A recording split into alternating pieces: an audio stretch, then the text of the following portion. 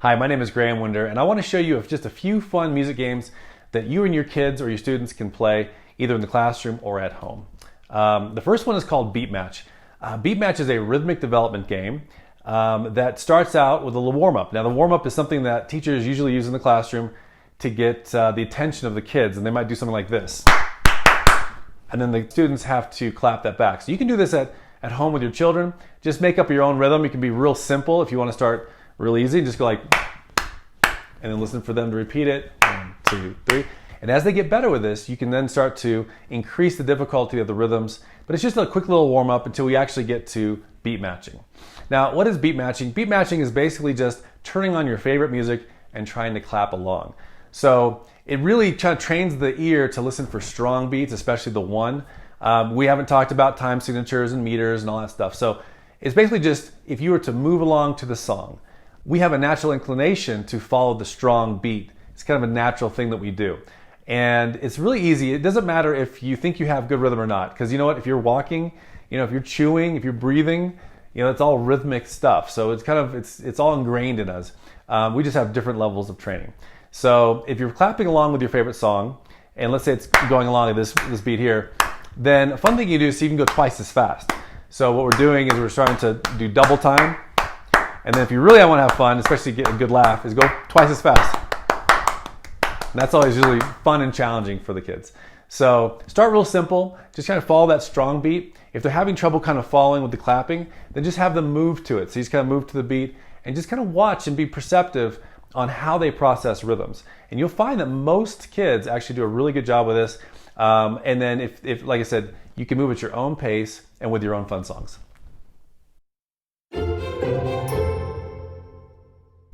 Okay, game number 2 is called Addon. This is a memory game. Now, memory is a very interesting thing when we talk about memory with music because they actually get processed in 2 different parts of the mind. It's kind of why when you teach your children the ABCs, you don't just teach them by speaking ABCs, you actually sing the ABCs. So A, B, C, D, you actually sing the song, and the memory actually is a lot more hard-coded when you attach things to music. It's also why we can remember some of our favorite songs we haven't heard in years. And as soon as we hear it, we just brings back all those memories. So we want to just kind of engage the memory centers a little bit. Now, this is not a musical memory so much as it just is straight memory, kind of like Simon Says. So the game is called Addon, and we'll start with 3 simple motions. We have lap, we have clap, and we have snap. And if your kids can't snap, don't worry, they can just kind of make the motion. So it's kind of cute. So to begin, the first person will choose either a lap, a clap, or a snap. So let's say the first person goes clap. Then the next person in line will do what that person just did and then add one on. So that's what's called add-on. So they'll do a clap and they'll do another clap. So now then the next person, or if it comes back to the first person, will do 2 claps and maybe a snap. And you just keep going. You see how far you can go. And if you can get to about over 10, you're doing really good, especially for the younger kids. That's exceptional. So have fun with that one.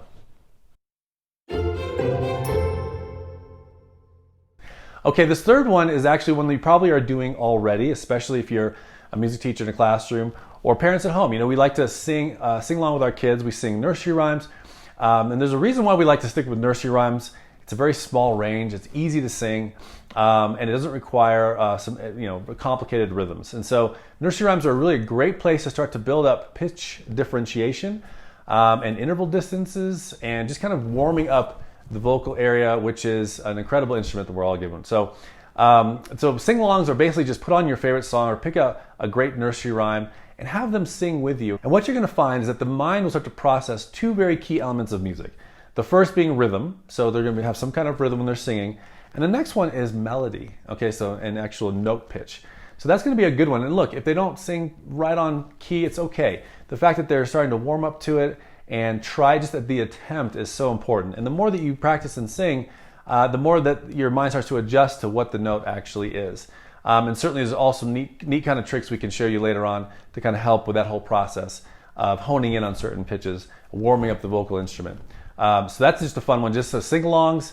That kind of takes the rhythm piece that we had from the earlier game, Beat Match, and now we're adding in some actual musical component in the melody.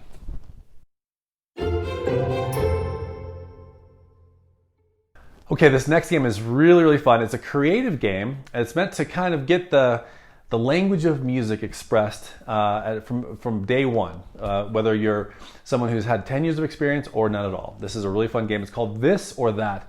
And basically the idea is that we want to start to activate the creative portion of the mind. We want to start to get creativity into the mix. And you can do this if you have no experience whatsoever. So This or That is we pick two fun things that are opposing. So let's say animals are always a great one. So we start with like elephant versus mouse. So those are kind of opposing animals. And whoever's up gets to choose one of those, but don't tell the other person. So just in your mind, choose either an elephant or a mouse. And you go to a piano and you try to play what you think it might sound like musically. What would an elephant sound like on music? What would a mouse sound like in music? Now, it can be very, very simple. And by the way, there's no wrong answer when you're doing creativity. So you could literally just slam your hand down on the low keys and that would be an elephant stomp. Or you could play a couple high notes and that could be a mouse, running along.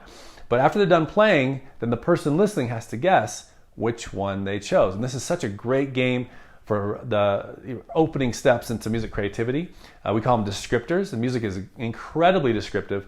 And as they start to build in skills and technique, they can describe things in much bigger ways.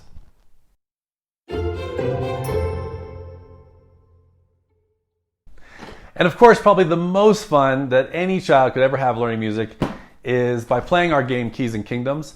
This is a role-playing game, kind of like Zelda, that teaches you real musical skills and abilities, teaches you songs, teaches you music theory or fluency, technique, technical development, ear training. It's got all that awesome stuff in a very fun adventure game. If you need to find us, we're at www.keysandkingdoms.com. We're also on the bestbuy.com website as well.